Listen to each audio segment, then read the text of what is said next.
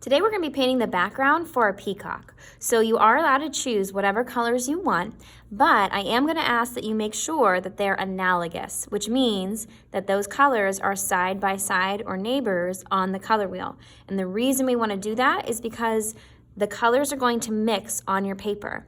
If they're side by side, they usually blend together pretty nicely, but sometimes if you choose colors that are opposite or too far away from each other, when they mix together, they make browns and muddy colors, and it's not going to make our peacock look very bright and vibrant. So, whatever colors you pick, just make sure that they're going to be analogous. So the main part of our peacock is going to be placed here in the center. So most of our paint is going to be starting from the center, and we're going to be blowing the paint with a straw today.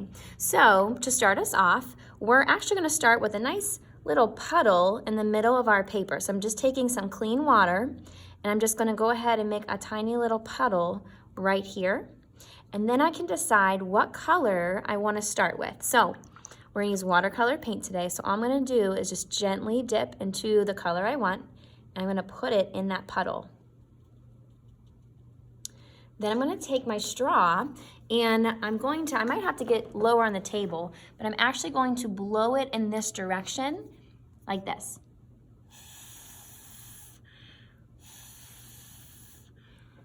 To change the direction of the splatter, you just change your angle that you're sitting at.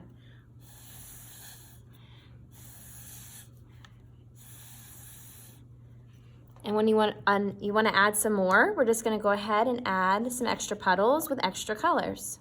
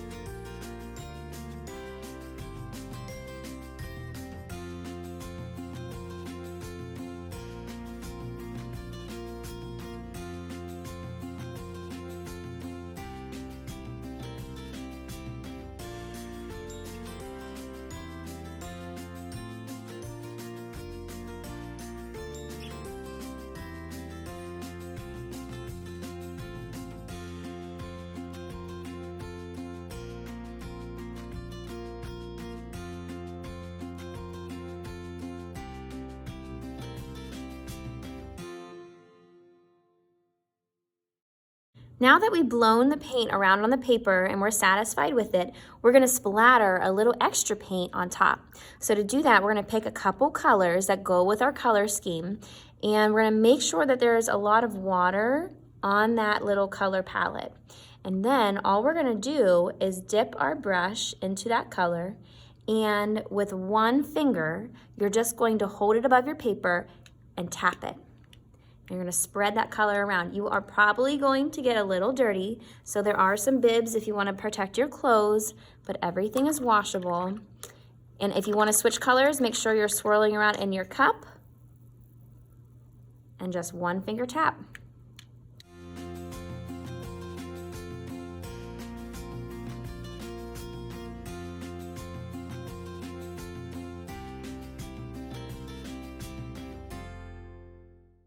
Okay, so I didn't go too crazy with the splatter, and I'm gonna let this dry for a little before I start painting on the extra feathers.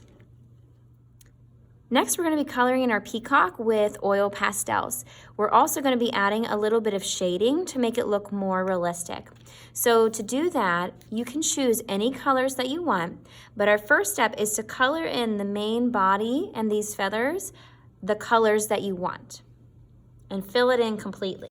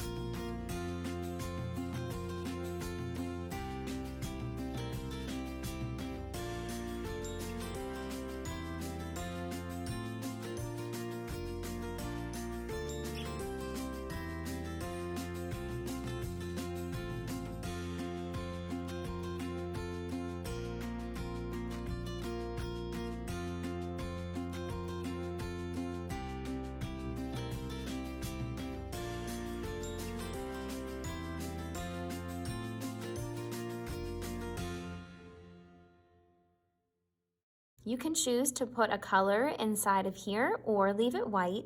And then for these little side feathers, leave them alone for now. We're gonna hit them with a little bit of watercolor later.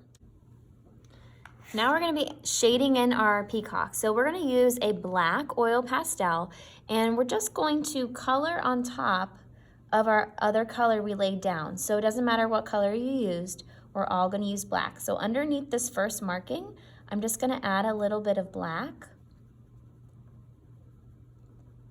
And then I'm gonna follow that along this part of his neck. In fact, this almost makes a little triangle shape in here. So I'm gonna add a little shading here.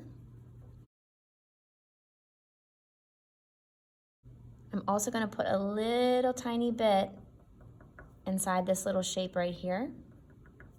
And then over here on the back of his neck, I'm gonna add some more.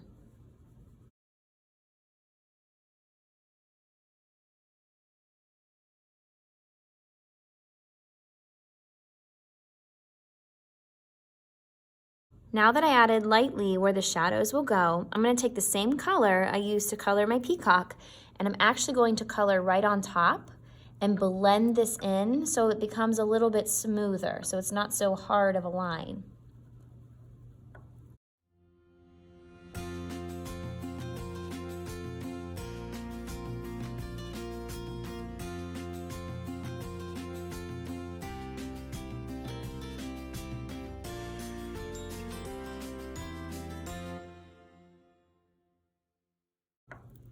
If you feel like you need to go back and touch any areas up again, you can.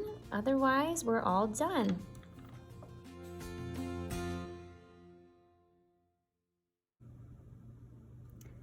Now we're gonna go ahead and add a little bit of watercolor paint on top of these back feathers here. We didn't want to use oil pastel before because sometimes that covers up our Sharpie lines and some of our details would have got lost. So all we're gonna do is just quickly and simply paint a color on top of these. And it doesn't have to be perfect. If you go outside the lines, it's fine because we're cutting this out.